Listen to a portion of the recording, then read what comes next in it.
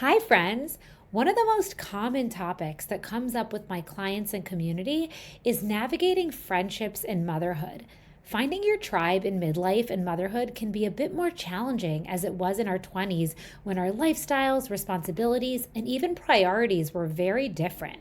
The topic of adult relationships and friendships has so many beautiful layers I feel need to be discussed. They're deeply nuanced with so many factors, but when we can understand how to approach relationships, navigate friendship ruptures and dynamics from a trauma informed lens, it provides us with so much ease and a whole lot of fulfillment. In fact, did you know that relationships can be one of the most profound mirrors for healing and self growth? And I don't mean romantic ones, I'm talking friendships, family, and yes, even navigating tricky dynamics with our kids. Today's episode is such a special one because I'm sitting down with the brilliant and soulful Tejal V. Patel. Tejal is a stress regulation coach, author of Meditation for Kids, and the creator of the Kids Can Meditate movement. She has a gift for blending research, real life wisdom, and heartfelt experiences to help families cultivate emotional well being and mindfulness. Beyond her work, Tejal is a vibrant force who inspires so many, whether it's through her podcast, the Time and Talks podcast, her Instagram community, or simply through her beautiful energy as a mom of three. In this episode, we go deep. We vulnerably discuss how we've navigated personal challenges in adult relationships and friendships, including a rupture we navigated together and the expansion that came from it. We discuss how our personal journeys transformed our connections, how to navigate tricky friendship dynamics, and the power of repair when relationships hit rough patches. We also talk motherhood, how creating a relationship with yourself is a foundation for everything, from finding your tribe to setting boundaries and showing up authentically. Tejal even shares how she's redefined balance, parenting, and her own well being while making space for what truly lights her up.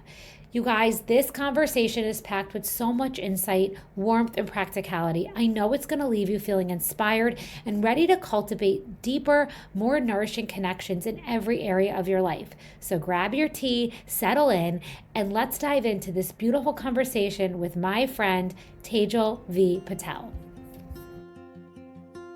Are you a busy mom with a full heart, craving a sense of liberation, ease, and delicious fulfillment in mind, body, soul, and life? Welcome to Your Well Life podcast, where we help moms like you reclaim optimal well-being, align with your truest self, and find harmony in life, all with ease and flow. I'm your host, Misha Vayner, a mom of three who went from hustling NYC fashion girl to trauma-informed holistic health and life coach, living the slow, soul-nourishing life. Together, we'll dive into raw, unfiltered conversations that spark mindset shifts and offer practical tools for navigating motherhood, health, and relationships, all through a shame-free, trauma-informed lens. You ready, mama? Let's go. So I first want to just say that it feels surreal that I'm sitting here with you. And even though I've known you at this point forever, or not forever, for some time, for a few years, I literally, you're like the most, watching you on Instagram, watching the way you show up for your kids, for your well-being, for like writing your book, for the work, for your nervous system, all that you do, like I often, and just looking impeccable throughout the whole thing, I'm always just, is she real? Like you are such an exquisite human being and you model just how to be such a well-balanced, vibrant, healthy, embodied mom so beautifully. And I just want to thank you for that, first of all. Oh my goodness, we're in the same company because I feel the same with you. I feel like we're in this ever evolving journey of trying to find ourselves through motherhood. And I learned so much from you and the groundedness. And it's not always calm and zen and grounded. It's all the in between. But I appreciate Yeah. you so much for saying that. It's not something that comes easy. It's like a work. I should like we have to work for it. So I try my Yeah. best. I do You're fall amazing. and get back up You look a better lot. by the day. It's amazing. Well, and that's what, so just to frame this episode, I definitely want to talk about all of that today around like how you got into the work that you're doing, around like how you balance it all, your mental, emotional, physical health. But one topic that I really felt so called to talk to you about was friendships and relationships in motherhood. And the reason why is because beyond all of the Instagram worthy things, the thing that I have been so the most struck by you with is the way that you navigate relationships and friendships, and also your heart and the integrity that you have in them. And what I mean by that is, given that, number one, just starting from the top, like the most low hanging fruit, like I think so many people struggle even just with finding their tribe at this season of life. And I know I did for a while. I think that after college, you migrate wherever you potentially, if you have a partner and you start a family, you often find yourself in a place where you don't know as many people. You might not have, you're not like at the bars 24/7, so you don't have as much time to just connect on that level.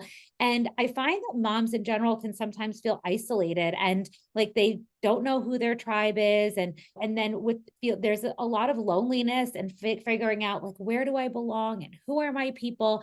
And I know I had my own journey in that. But first and foremost, I just wanted to hear, is that something that you struggled with? And how did you, if it's, I feel like you're on the other side of it, you tell us, but how did you find your friendships in motherhood? Ooh, this is a great question. I think anybody who's on a healing and introspective journey, at some point, whether you're in that journey through motherhood or be like before you become a mother, there's a period where I feel like there's a natural sense of isolation because you're trying to cocoon yourself to find who you are. Mm, So I will say, even though I was someone like very, I would say, even from like my young ages, very vivacious, maybe I knew a lot of people, but like having like quality friendships wasn't necessarily my concern when I was like a teenager or maybe in my early 20s. It was just like knowing a lot of people. You're in college, right? So you're going to parties and you're meeting a lot of people and a lot of social circles. So I was blessed with knowing, like having a big group of people that I knew in college. And over a period of the years, as you change and evolve, like that group slowly starts to get smaller, as you mentioned, either life circumstances or just you're not close to each other anymore. So you just naturally drift away. And then that number becomes smaller and smaller. And as you mentioned, like in motherhood too, it's you're now isolated a little bit more because then there was a pandemic in the middle of that whole thing. But it was just a lot of introspection that happened. And I will say personally, I struggled with female friendships for a long time because of having a difficult relationship and with my mother. So a lot of that kind of stemmed into like mistrust or feeling arm's length, even though I had women friends and girlfriends in college, I kept them at arm's distance. And it was only through this cocooning phase when I was in my motherhood and trying to redevelop my relationship with myself, heal what my relationship with my mother wound. It was only in creating a relationship with myself. I feel like I enveloped into this place that I finally liked myself and my own mm, company. And like I became my own tribe. So that when I go to places, it's not like I'm trying to seek out who's gonna like me. It's like here I am, and I trust that whoever I'm meant to connect to at a social situation or online, I know that synergy is going to happen because the universe is going to orchestrate it.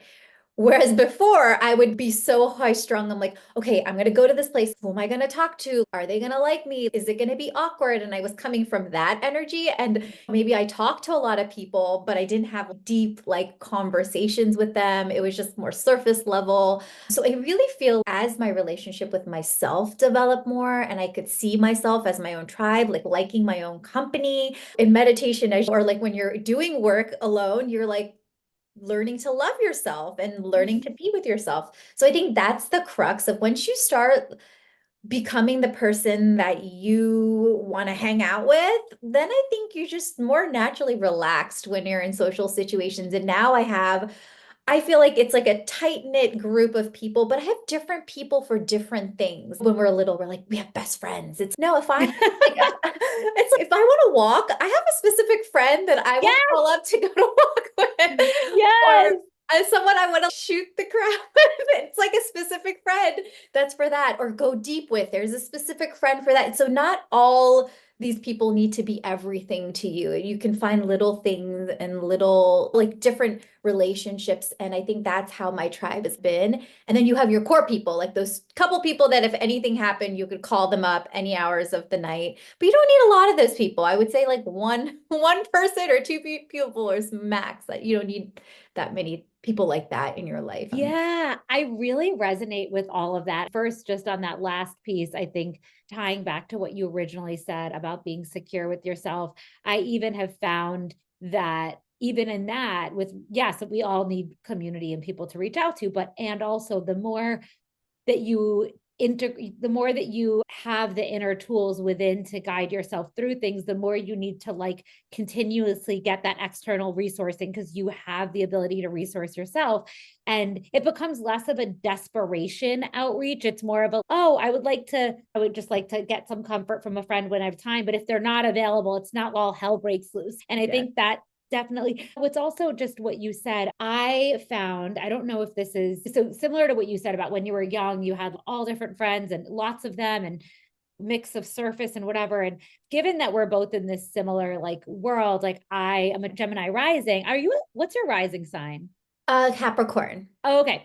So Gemini, it's like, are you familiar with Gemini rising? No, I'm It's like, not. okay, so Gemini is think about like in June when everyone gets out of school and there's lots of energy and there's kids everywhere and there's a lot of that buzzing energy and you're around lots of different people. And so if you're a Gemini rising, you're always on the move. You have a lot of you can look like you're any race. You look like it's a lot of that like buzzy type of you engage a lot of communication and your rising sign is how you actually are conditioned too. So it was a lot of travel, a lot of socializing, a lot of whatever. So that was like in my blood, but it's not who I authentically am. I'm actually a Mhm. Scorpio and as a self-projected projector. And I say this because for the majority of my life, I always was like, oh, I'm like the friendly, buzzing about, popular, extroverted person. But then one day after I was in motherhood and after I had a bunch of kids, and I started to just notice that I didn't feel like not only did I not have the capacity, but I didn't feel like I was gelling with people in the same way, or I didn't feel that fulfillment, or I didn't feel I wanted to buzz about as much. And I was like, what's going on? And I felt like it was a very like a dark period where I was just like, where do I belong? Who are Mhm. my people?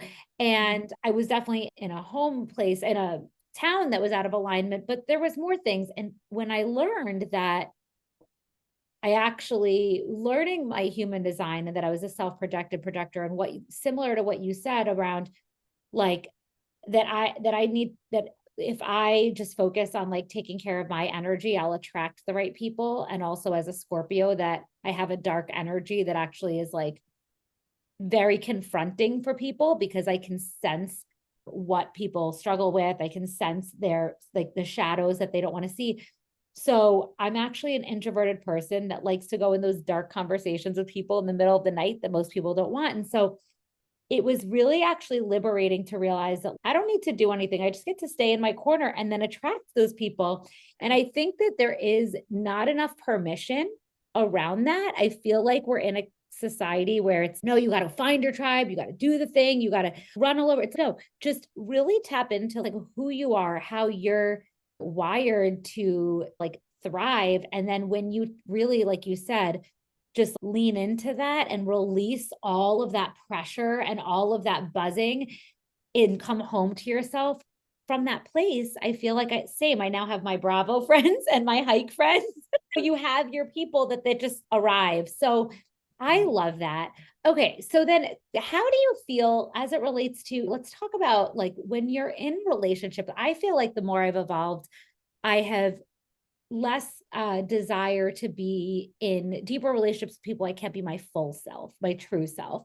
And not that you need to always be able to, not that I think you can be in relationship with people and not necessarily be the same or agree on the same things, but there needs to be a opportunity, there needs to be an agreement around it being safe for you to communicate how you feel and share what feels right for you and have those healthy dialogues, and recognizing that both we don't need to be for everyone, and that also when you are in those relationships that they are so treasured because they are such places where we do like share so much of ourselves. But when I find that that has been a place of where I've been able to get clear around what friendships are the real ones and which ones just are not aligned based on what one has the capacity for. And I think that when you get to that place, I feel like it's helped me like weed out relationships that I might have thought had some sort of depth versus others, but also have it just helped me see where people land. And so I guess in that frame of the Bravo friend or the hike friend or the deep friend, and I think that's really helpful.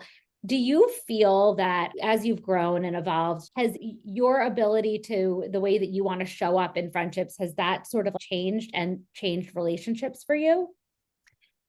Yeah, I think going back to like when you're evolving, I'm putting that in air quotes, trying to become a better version of yourself, you're becoming focusing on yourself.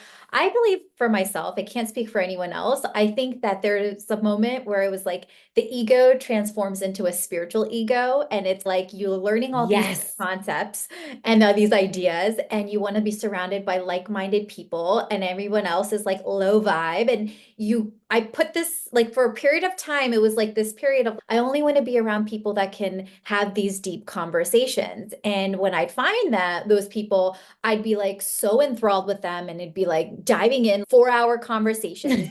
And then I'd be like dreading having to go back to my real life and be like, oh, I can't dream about talking about like how's the weather and how cold it is outside. And it would just drive me berserk. I'm like, I can't integrate back into real world. It was very hard. And I will say that over a period of time, I found the beauty of those moments that I have, those really deep conversations, and I will cherish it fully. But I've released the expectation that all people in my life should be showing up in that way. And Agree. so I think my new practice has really just in an effort to be more present and just be more accepting of just where people are at and what frequency they're at, and not come from that lens of, oh, they're low vibe and they're not my type of people. It's just like trying to see the common humanity in everyone and just accepting where everyone's at, and knowing that there's a place in me that could still see them where they're at without, and there's a point of connection. And it's weird because I've actually come back to this place where it's not fake actually at all, No, but it's like yeah. moments of if I'm with someone and their bandwidth is talking about, oh my gosh, the weather is so cold, and I can be there with them and also not be pulled into the conversation where I was in the past and then feel drained. I can hold space for that and just recognize like that's where they're at. And sometimes it's not even really saying anything. It's just like trying to be my practice being of just a grounded presence of can I practice acceptance and not judgment of the person. I think my real life practice is really just trying to embody that more and more of where in this moment can I see our common humanity? Like where, and I think in that I've been able to ease and be gentle in all kind of different scenarios. Not to say that I bypass my boundaries and put myself in situations where I don't love. Like I Yeah. hate being in bars. I will not put myself there. I like places that Yeah. I know that do not serve me and will drain me. But when it's connecting with another human being, I trust that the universe has placed them in my path for a reason. And is there a place that I can find common humanity? And that's really been like my practice that I'm really trying to embody. And I shared about my mom. That's the person that it's the hardest. Can I be in her presence? My body, I love her, but my body doesn't always love her. So it's Yeah. like, how do I honor my capacity and my agency to be in her presence, but also not have to judge her, or not have to feel drained by her, like knowing my limits, being in her presence, and then like taking care of myself by walking away. So it's a dance. I can't say that I'm an expert at it by any means, but that's like my current practice of trying to just be more accepting of just everyone where they're at. I love that. And you said two things that really resonated with me. The one, no, it really makes me think of the fact that, so I have a very close childhood friend who I love dearly. And she lives in my town and our kids are really good friends. And I've been friends with her forever, whatever. And last year, there was a moment where I was just like communicating something to her that about something, whatever it was. In the exchange, I realized that there wasn't capacity for me to communicate the thing. And initially it like was really painful for me. And I went into this place of it got to a place where for a moment I'm like giving a short version, but I was like, I really want to be in this relationship, but this feels really hard in this moment to have this type of reaction for this thing. And then I really did exactly that, where I came to a place of that was information as to where this person is. Now I have awareness. It's okay. It's not that important to me. And again, like not bypassing that need that because there was something sticky that I did want to bring up, but I also was just like, it's okay. Everyone can't be all things. I love this person so much. There's all these other things like it's, and not even to say it's this type of friend, but I just know, and I know where that comes from for her. And I get to have empathy for that. And so it's just information. And the other thing you said, what's actually interesting is because one of the things I wanted to talk about was friendship ruptures, and then we'll go into well-being. But I actually didn't, for the listeners, Tejal and I had an experience that was truly one of the most honestly transformational experiences for me as it relates to my growth and healing. And if I'm honest, I don't even remember a lot of the details. No, but it was hard. Right. I just remember like high level that it was an experience where I had never been in a conversation. It doesn't matter what the details are. It was a conversation where there was a rupture, and the way that you showed up for the conversation, where we both were in places where we had our own lenses from our own experiences and our own personal experiences of what happened, as well as our looking at it from our own past biases and trauma. And they were in different places, but we were able to hold space to try to understand where the other person came from. And regardless of whether or not we agreed or didn't agree, the point was that in and of itself was so profoundly healing, because I had never been witnessed it. I had never had a relationship with someone who could so lovingly hold, what's the word, like opposing sides, or two people with conflicting thoughts, and also be able to hold the other person that you with love, if that makes, I don't know how to, you probably will be able to say it better than me, but, and so that resonance that I experienced from you was not only deeply healing and a reflection of your integrity, but it was also, I feel like it opened me up to, I feel like what we're talking about of being able to love others, be in relationship with others, despite potentially having different points of view. And so what I wanted to say on the last piece, and then I'll turn it over to you, is for a second, I was like, let me, like literally 5 minutes before we came on here, maybe I should go and I opened an email that I sent you guys. And this is why I'm embarrassed for myself. Okay. So like the email I sent you. Oh my gosh, you should be. It was like jokingly, but I looked at the email and it was like some novel, which you responded with so much love, which is also so my traumas. I'm like, my MO is the person who sends the novel. Like that too. I like that too. Oh my God, like in my moment, I think I thought I was like, I don't know what, I thought I was so like evolved and thoughtful and whatever. And I'm like, you are, I don't want to say I'm too much, but I can totally understand whoever, if I received that too, I'd be like, Misha, I love you, but take a beat. And so what I'm trying to say is that I don't even remember what my thought. I just wanted to say that I think, that like when the reason I bring that up is because we're all, it's a constant continuum of healing, and we don't always, what we see is there's not truth in every single, even with ourselves. Like I can look back and see how much healing I still needed just from looking at that email. And so by being detached, like you're saying, to like the thing or all the things, and just being open to like where one is, ourselves included, it's so freeing, and it allows for so much ease and resonance. And so anyway, thank you for that. And I guess I just wanted to hear from you around how we touched on like ruptures, like how, when, if you're in relationship with someone where you feel, where you feel something sticky, how do you handle those things, and how do you deal with relationship rupture? Yeah, I'm still ever evolving with this, but I really highlight your sentiment. I think our situation was the first time I also experienced in any relationship where you could have differences of opinions, but still want to lovingly understand the other person. And you're coming into the conversation not trying to change or disagree or debate or prove the other person wrong. And I will say, from, I don't remember the details, but I do remember the sentiments. I do feel because you had more awareness of like somatics and fawning and of that. I think you had more, that was still I language that I still didn't know when we had our situation. And it was only after the fact that I was looking at hindsight. I was like, oh, this is, yeah, when she mentioned fawning, this is what it is. It was like after the fact. And I think you already had that understanding because you were going through your training, that you were also able to witness certain things that were happening in me. Like you had called out, and I think it's also your intuitiveness too, but you were able to call out that what I was experiencing was a trauma response. And then it took me a while on my separate and be like, yeah, I'm, for what weird reason, assuming that my body's associating what's happening with Misha as she's my mom. I'm like, that could be furthest from the truth.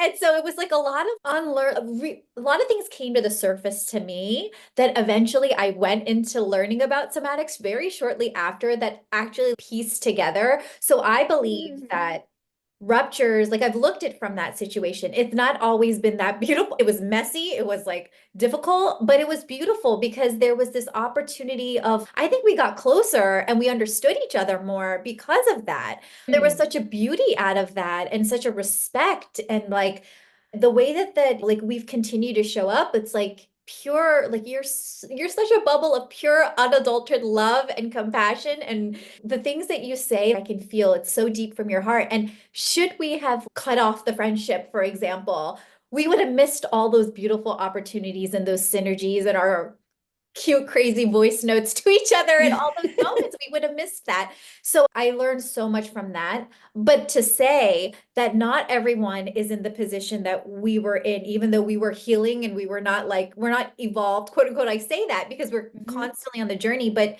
you had a level of awareness and I had a level of awareness that we were coming with a baseline that was a little bit higher than maybe, for example, if you're in a conversation with your parents or a sibling or another friend who might not be on a similar journey, yet you still care for them. So I've also experienced ruptures where it's been really difficult to understand that. And this is something I'll, if I'm being truly transparent and honest, is like showing up in my marriage, is that sometimes like years and years of being with someone, your body starts to respond in a specific way. And just because your body has a sensation to something doesn't always make it true. That's been a new awakening for me, because it's just because you're feeling disrespected, you also have to look at from the lens of, is that person's intent to do that? And so that's been my Oh, yeah. current growth, is like, yeah, like you can't always, like somatics is wonderful because you're in tune with your feelings and your emotions and your capacity. But then there's this other layer of like onion that I think I'm peeling off, is okay, I feel what I feel and I acknowledge it and I allow it. But is it true? Is that really true? So that's where I'm currently working on ruptures at the moment. Yeah.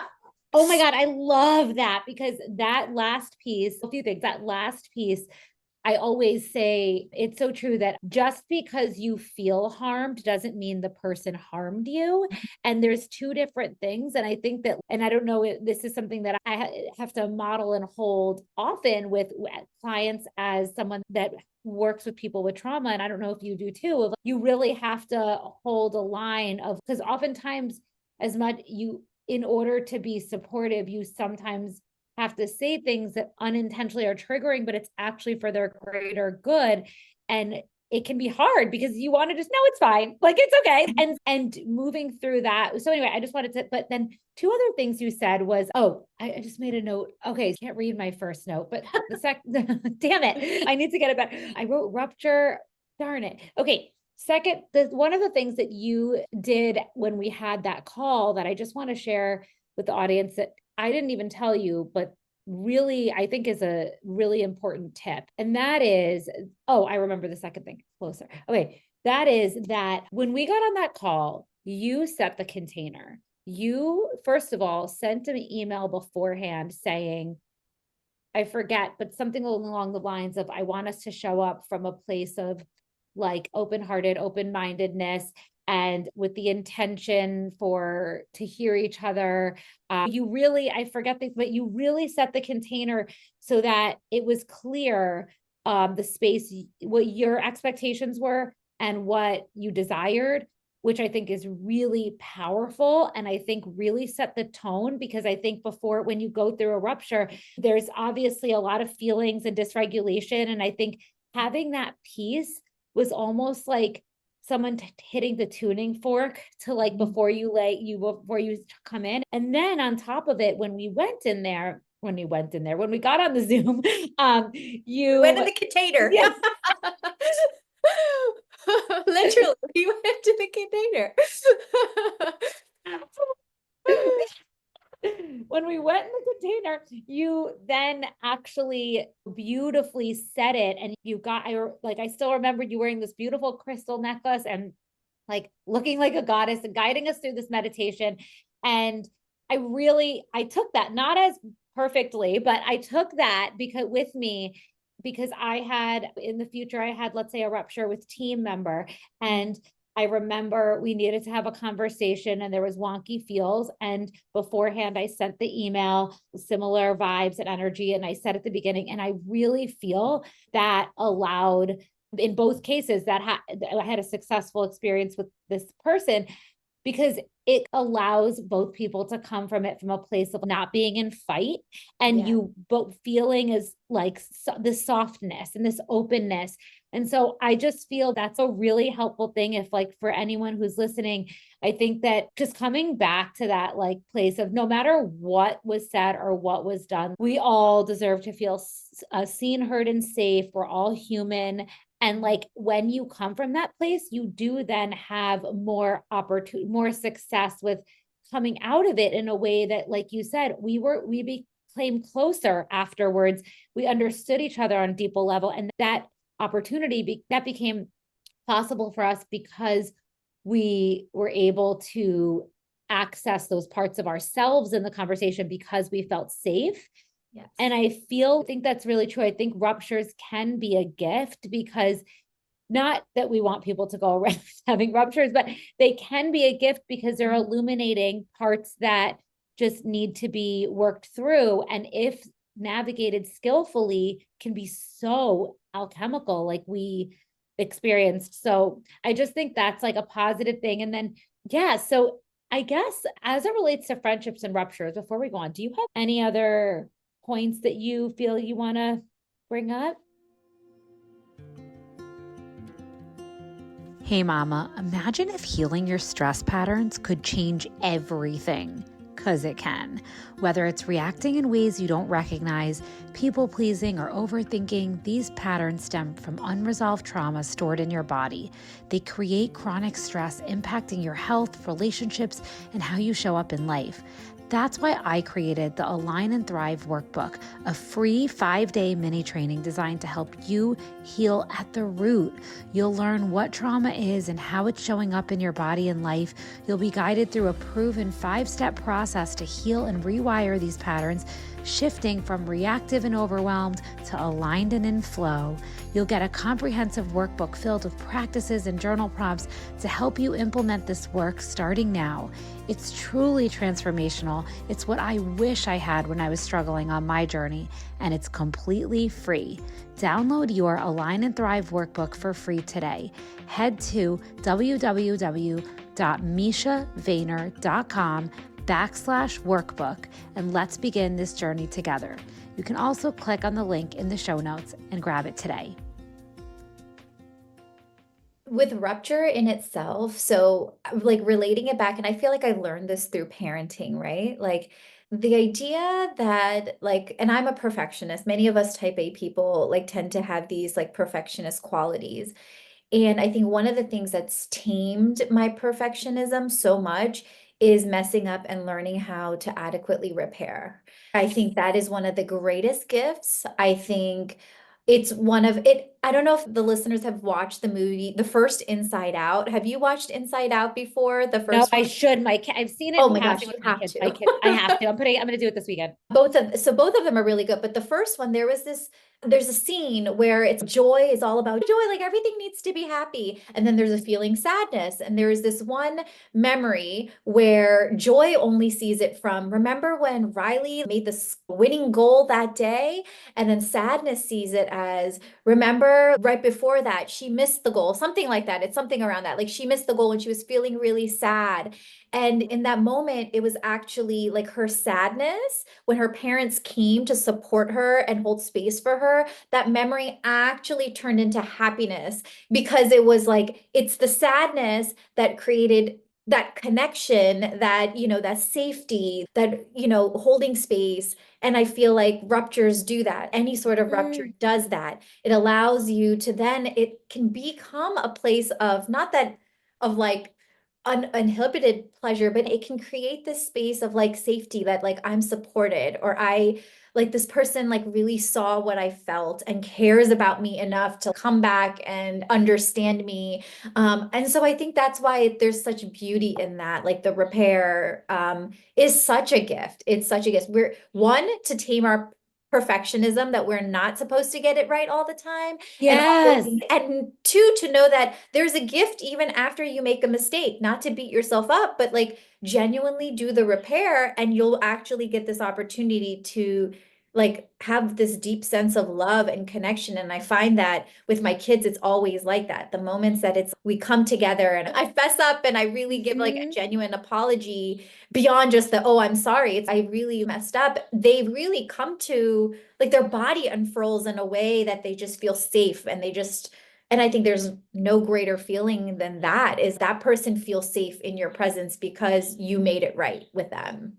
Yes, I totally agree. I feel like two things. One, it's when you mentioned, I feel like I no longer have the sort of like fear of like rupture or getting it right anymore, to your point, because I feel like learning that even modeling the imperfection, I think is, like you said, like so healthy, and being able to have those conversations. But the main thing that I wanted to get at in that point was that the thing that I realized was, yes, while I've gotten so comfortable with being able to communicate whatever it is that I need to say, it's been a learning still as it relates to adult friendships. Then I'll go to parenting.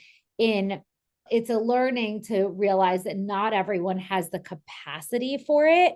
And so that gets to be okay, like we were talking about, and also it's just like a thing of, we don't have to, we still get to, I think in the past, if I had tried to communicate a need and it was shut down, I would have ran away and cried and then shut down myself. Like, I'm not myself. Now that's okay. That person doesn't have the capacity. I'm still going to continue to communicate. Listen, I'm not going to tell the milkman like every time they can, like the right person for the right thing. Yes. And so I think that's something that I think is really important, because it's been such a journey for me to find and amplify my voice. In fact, as this podcast has been something I've wanted to do for a million years. Yes. And even when you were talking about before about how there was something that we were talking about, how, the thing with the husband of like, when we feel something in our body, it doesn't necessarily mean that it's true. I know in every fiber of my being, I have wanted to have this conversation with you, and I've wanted to launch this podcast for 5 million years. And yet, like I was sharing in my stories, I don't know if you had a chance to see them, but the point is, on my stories this morning, I was talking about, while I know it, I had so much anxiety about it today, because this is my core wound of amplifying my voice. And so oftentimes when we have those feelings, in the ruptures and whatever, to your point, like it's not always about the other person. There's something for us to also explore. And so it does get to be a beautiful opportunity, regardless of whether you have resolve with that person or not. It opens up something for you to self-reflect on. And then the other thing with regards to parenting, I love that, because I think that, yeah, it is. There's so much pressure on those. Have you seen those reels or those memes where it's like in whatever 1980s? It's I'm gonna get it wrong. You probably know the one where they're like drinking Diet Coke, and I don't know. They're basically doing minimal stuff to be a mom. They're giving them mac and cheese from a box and like Yes. whatever it is. And now it's like all the things. And yeah, there's so much pressure. It's no wonder that we feel like just completely stressed out about making sure we're like raising well-adapted kids and they don't get enough screen time and that they're eating all organic and all the things. But to your point, like when we can, exactly that, when we can just, Yes. okay, they ate the whatever it is and do better next time, have the conversation, release that pressure, and know that somebody said, where was it? Earlier this week, they were like, my grandmother died at 105 and she ate bacon for breakfast or whatever it was, but she was happy as a clam. You know, it's like, probably because of her happiness that she lived to 105. It's not because she was stressing about the bacon. Probably. Yes, exactly. So I love that. Okay, so if it's okay with you, I wanted to actually go back to, given that you used to be a corporate lawyer and then transitioned into this healing work, like how did you make that transition? What was the impetus of that? And I would love for you to speak to, if any sort of what the feedback was from your family, if given that we're Indian family, we're Indian, and if there was any sort of, what's the word? Oh, I'm forgetting the word.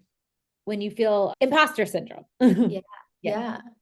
I was a divorce attorney and divorce mediator, and Oh, sorry. yeah, no, but I was doing that. And that's like in my mid-20s is like when I was like, started doing yoga and then started doing meditation. I was just experiencing a lot of anxiety in my own life. And I thought it was because of my work, because it was so high stress and highly emotional. And it was interesting because as I was listening, because doing all out of court divorce resolutions, you're with both the parties.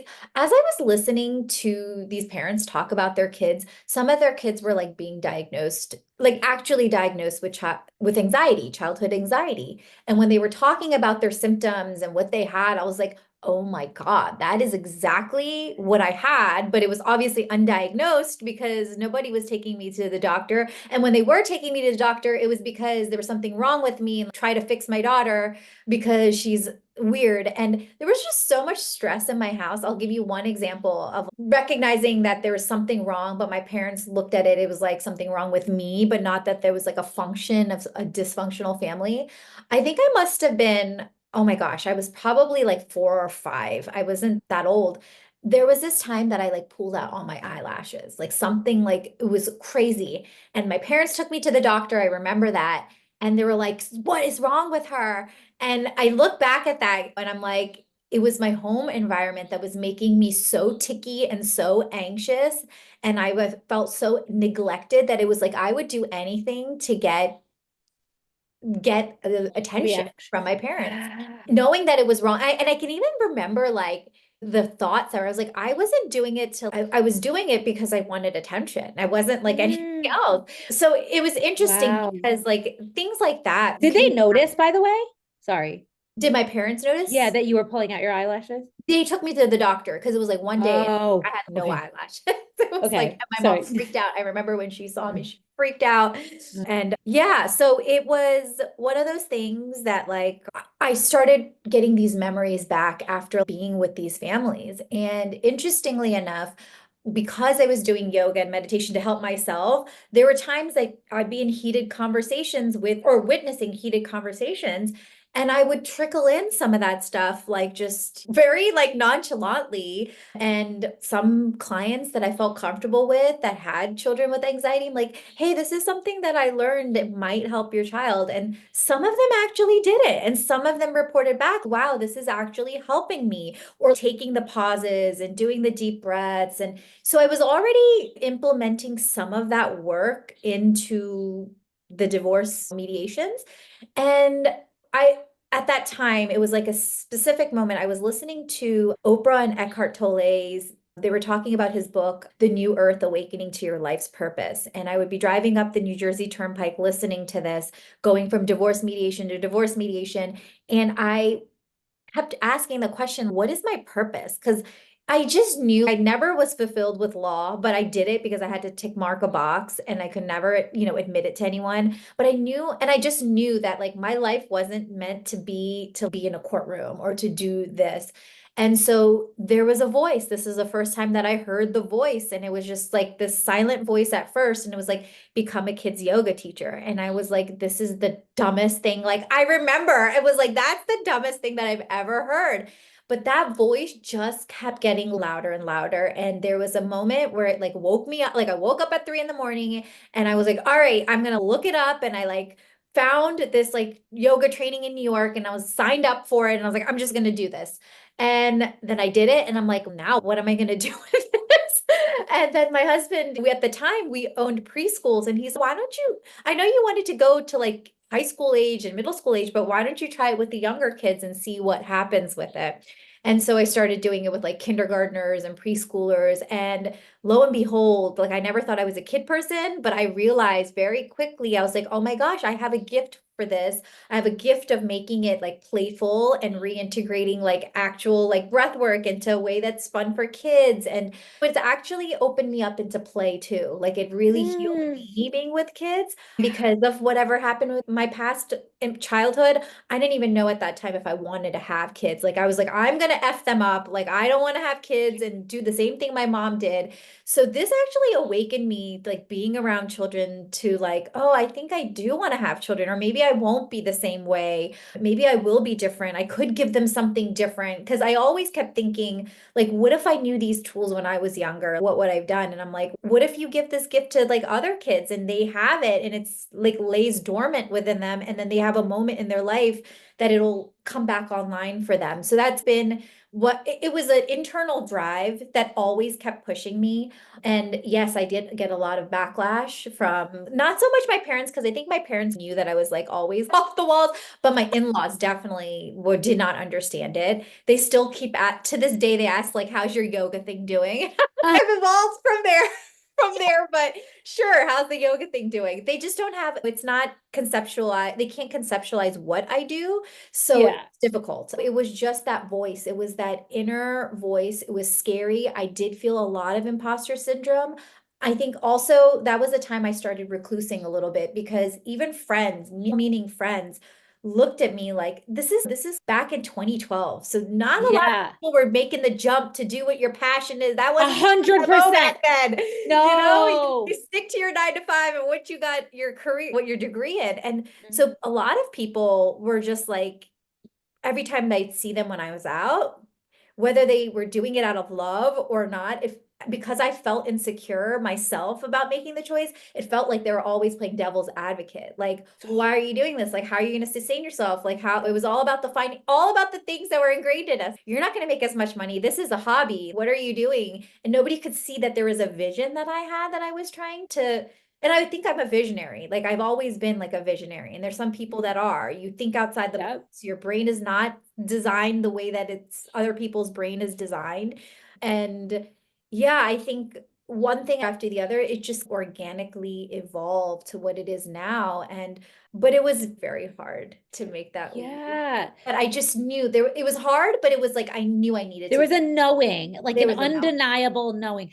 A couple things. One, first and foremost, 100% agree. When I opened my store in 2010, at that time it was like around that same time in 2012 when you did, there wasn't even Instagram. It wasn't even a thing. And there was like now every Tom, Dick, and Harry is an entrepreneur. I'm so happy about it. And also it was, to your point, it was it was a very different time where it wasn't as normalized and whatever. And I think it really does speak to your deep down, despite all the childhood trauma and the various things that you went through, deep down inside, there was always this connection to your truth that you had and you always followed it. And I think that's just like really important because I think something that so many of like my clients and community struggle with are like, they're one, like if they do have the knowing around like what it is that they want to do, there is so much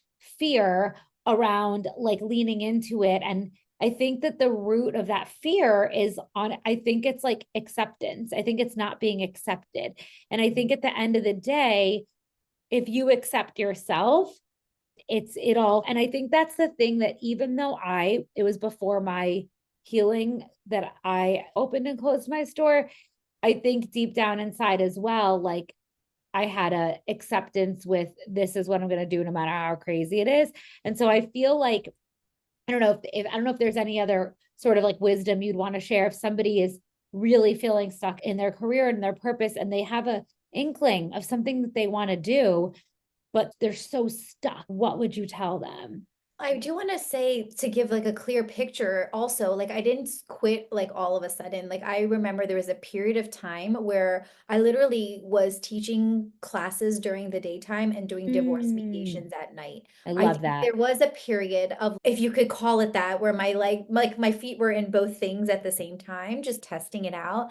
And it just became the joy that I felt was so overwhelmingly great that that was what just pushed me over the edge. Because it was like, this is what I'm meant to do. And I think that's what I would tell people. Don't do it cold turkey because that Yes, can be very jolting for the system too, right? If you're used to a totally. paycheck coming in all the time and you're going to be moving away from that. There were a lot of talks about financial stuff, which is not sexy, but with my husband, that's a reality. Like we're going to move from two incomes to one income and we have to change our lifestyle. And are you willing and capable to do that? And it was like, yeah, I can. And so I think there's a lot of practical things that have to come into play, and I will never discount that. But also like from the standpoint of if this is something that you want to do, don't feel like you have to be in this and all in that. I think that can sometimes prevent us from ever doing the thing that we want to do. I think that's so true. I think that it is a very, we don't even realize it, but even unconsciously, our brain is going into all or nothing thinking. And that's probably one of the sources of what's shutting us down internally and keeping us stuck. But when you open yourself up to, there's several different ways to Sunday, you can still continue the way it is, but maybe you just dip your toe in, take a course while you're doing it. Maybe it's a workshop. Maybe you just feel into it. Like you feel into, even if you're actually as interested and you just breadcrumb your way through it. It really is based on your capacity. I think that is a really smart way because I think to your point, none of it can be cognitively worked out. It really has to be an embodied action oriented experience where you actually are able to feel like you said, I was doing these things at the school and I felt so alive with the kids. I felt so happy with the kids. It gave me so much joy. So I wanted to continue. And so that then became a new source of like motivation. And so I think that's really great advice. Okay. Lastly, I know we're like close to time, but I wanted to, if it's okay, just ask you three last questions. Sure. So what do you have a specific cutoff just so I could be mindful? Okay. Good. I guess like you're a mom of three, you're in like the best shape of your life. And you also feed your kids like the healthiest food. You have such a beautiful, full life where you balance it so well of taking time for yourself, giving your kids one-on-one time. You show up for friendship dates and all the things. How do you balance it all? You know, it's so funny that you mentioned this because I feel like I've I look at it as a day at a time because I feel like capacity changes from moment to moment and day to day. And I think one of the things, like, as far as like you, I know that if I'm not having some downtime, some quiet time, some alone time, I just cannot be present with anyone. I'll be really clear. And I think I just know that about myself. And rather than look at that as a negative, I look at it, like you, I feel like I look at it as what can I do to support myself to make sure that I'm showing up in the best possible way that I can.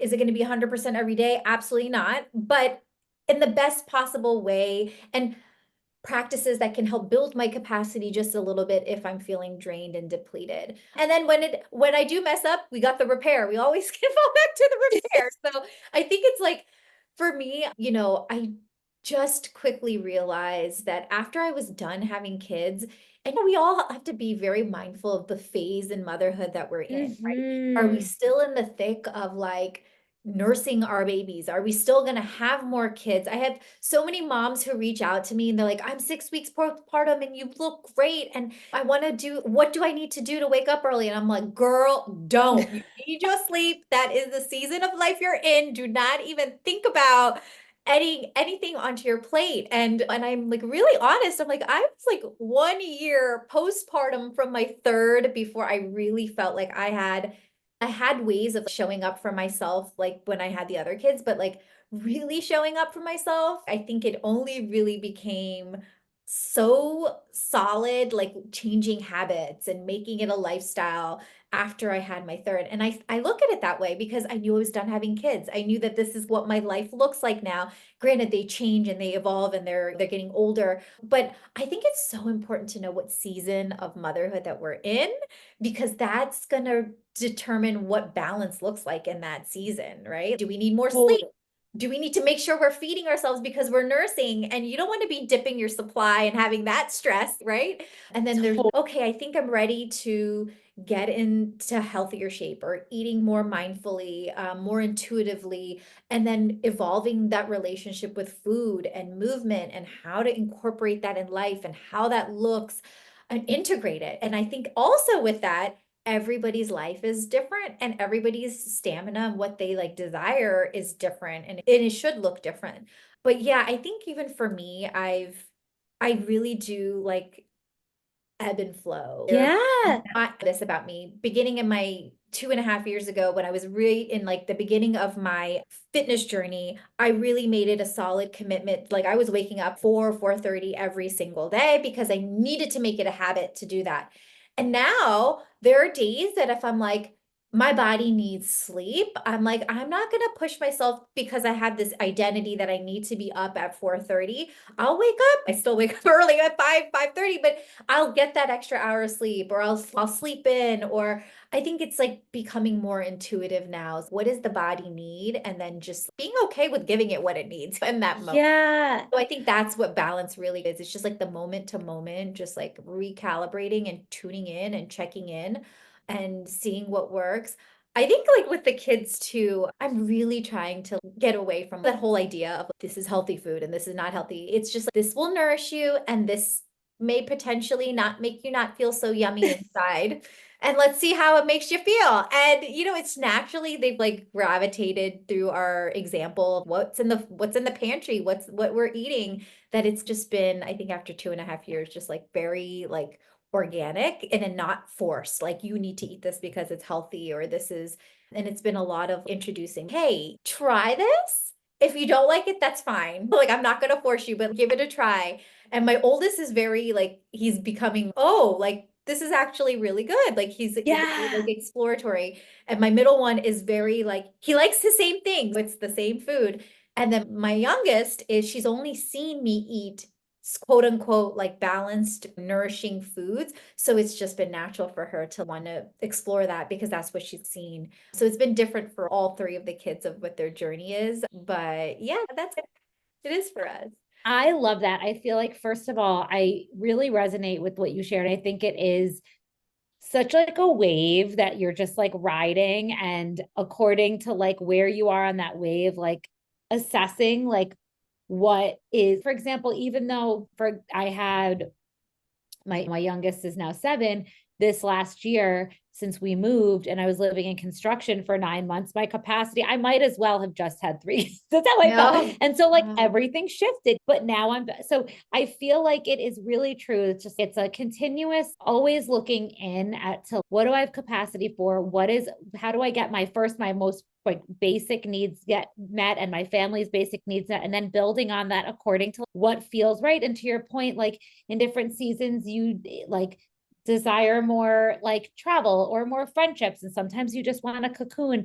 But it makes me think of, I had a couple of conversations with a couple of my clients who have really young kids and have these big desires to change careers and do these things. And their kids are like, they're still toddlers. And I was saying to them, I'm like, okay, so Drew, my oldest is, she's going to be 11. And only now, like in 2025, will I be doing a lot of the bigger things in my business that I've wanted to do. It's taken me literally almost 11 years because and all of this time I was just like doing what I had capacity for. Now I'm like, podcast, this, but it's taken me 11 years. And I feel like it's just like you have to just honor where you're at and know that. I think that's the thing. Know that the time will come if you continue to nurture that seed and you continue to hold that vision for yourself, and just know that it can't be all at once. And then as it relates to with the piece with the kids, it's so funny because when I was pregnant with Drew, I was going through my health struggles. And so I was on a very like strict, like AIP, anti-inflammatory protocol, paleo situation. So literally she eats she's came out of the belly, like eating like everything was pureed and salmon and broccoli when she whatever. Meanwhile, Sloan, by the time she was born, she's eating peanut butter jelly. And then Rishi's a wild card because it was like, I'm tired. I feel like it's just, and then to your point, like I feel like if you just have more of the nourishing foods around you, by default, they end up gravitating to it more. And they're like, ooh, but yeah, I agree. And then, okay, so one last question that I wanted to ask was, okay, what's lighting you up right now and helping you feel aligned and in flow? What is lighting me up right now? Okay, so as you had mentioned earlier on in the podcast, I'm working on a new passion project, which is my book, my second book, and almost done with the book proposal, which feels like this book has been in the works for 2 years, but it's like a baby. It's like the gestational and period, but it's evolved and I'm getting close to the end of the proposal. And next year is like the year that we're going to start pitching it and putting it out there in the world. So that's something that's like really lighting me up. A lot of behind the scenes stuff, but it's lighting me up. I am so excited about this book. I know that it's going to be completely different than your kids' meditation book, but my kids love that book. So I can't, and I know that was like way earlier in your career and a way different like thing, but I can't even imagine just how you do everything so impeccably and you have so much wisdom inside. I cannot wait to access this book. So yay. So very exciting. And then if you could go back and tell your younger overwhelmed self, well, I don't know. I said overwhelmed. That was your younger self. Yeah, younger overwhelmed. That sounds about right. Yep. What would it be? Oh, stop looking for love and safety and joy and happiness outside of you. Mainly the safety spot. Stop looking for safety in all the things outside of you. I love that. I think that, and I just want to say this for the sake of the listeners, I think that I don't know until I started this work that I really understood that safety is, I guess you could say, the peace you desire to feel within. I think that I would be like, safe? What do you mean? But so I agree, though. I feel like there was a constant yearning for answers and resourcing and everything, evidence, everything outside of myself. Everyone else had the answer, everything else. In fact, I used to have a quote that I used to think that there was a confidence gene that I just didn't get. Oh my gosh, I probably felt the same way too. What is up with all these other people? They're smart, they're confident, they're like, yeah. But everyone has magic, and we know what we need more than anyone. And the ability, to your point, like learning how to meet ourselves is the greatest gift we can give ourselves. Yeah. Oh my God, Tejal, thank you so much for your wisdom. My love. It was such an honor. This felt like we were having a catch-up session. That was great. Thank you for having me, my friend. Thank you so much for being here. And do you want to share with the listeners like where they can access whatever coaching or programs you have and anything else that you want to share, how they can stay in touch? Yeah. So first, like for just like tips and on Instagram, Tejal V Patel. Follow her. She's the best. Yeah. And my coaching, I do one-on-one coaching, and it's relating to people pleasing. It's relating to, that's been a big one recently, is like building the capacity to be able to speak your truth and hold boundaries, a lot of boundary setting, also stress regulation. I do I'm certified in yoga, Ayurveda, and breath work, that combination together. And so learning your stress type and then using the right like movement or breath work in a way that's integrative into your daily life, which is like the most important thing. So Yes. you could just email me, and my website is tejalvpatel.com. So that's another way to reach out to me. But yeah, email tejalvpatel.com or DM me on Instagram. And Yeah. You guys definitely follow her on Instagram. And also, she works with moms just as well. Like she's a mom yeah. of 3. So she very much relates to that busy mom life. So I just wanted to mention that. Yes, Thank you so much. I'm giving you the biggest. Oh, thanks.